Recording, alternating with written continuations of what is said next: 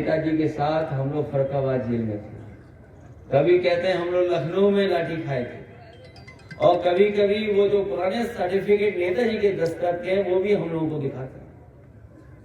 इसलिए जहां ये चुनाव लोकसभा के प्रत्याशी के चुनने का है, वहीं ये चुनाव हमारे बूथ और प्रभारी और कार्यकर्ता और जनता को नेताजी को याद कर करके हमें एक एक वोट साइकिल के निशान पे डालने का भी चुनाव है।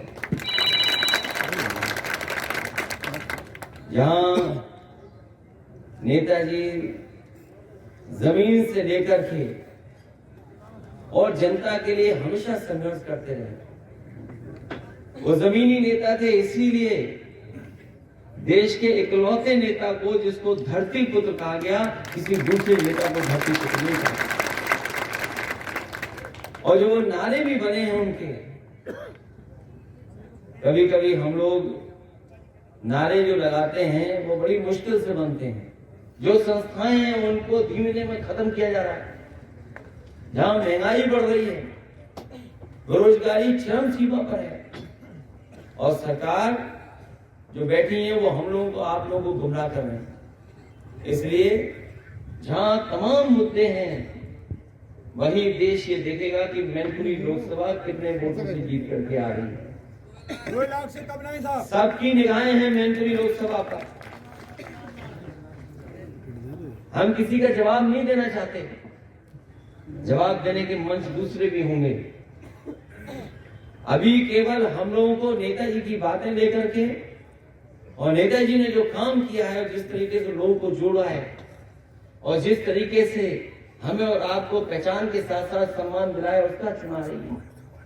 क्योंकि जब हम याद करें तो हम याद के साथ साथ उनको बूथ पर अच्छे वोट दिलाने का भी काम करें। मैं एक बार फिर अपने किसी विधानसभा के सभी कार्यकर्ता नेताओं का धन्यवाद देता हूं, बधाई देता हूं, और इस उम्मीद और भरोसे के साथ कि जब आप वोट डालोगे तो ऐतिहासिक वोट दिला करके डिम्पल यादव को आप जिता करके देंगे। इसलिए मेहनत आपको करनी है। जो बूथ के दिन वोट पड़ता है वही गिना जाता है, जो बूथ पे पहुंच जाता है वही वोट पड़ता है। इसलिए हमारा आपसे सबसे निवेदन, और विशेष अपनी महिलाओं से निवेदन है कि सब लोग मिलकर के ज्यादा से ज्यादा वोट डलवा देना, ज्यादा से ज्यादा वोट पहुंचा देना। क्योंकि पूरे देश की निगाहें अगर किसी चुनाव पर हैं तो वो आपके मैनपुरी लोकसभा चुनाव पर है।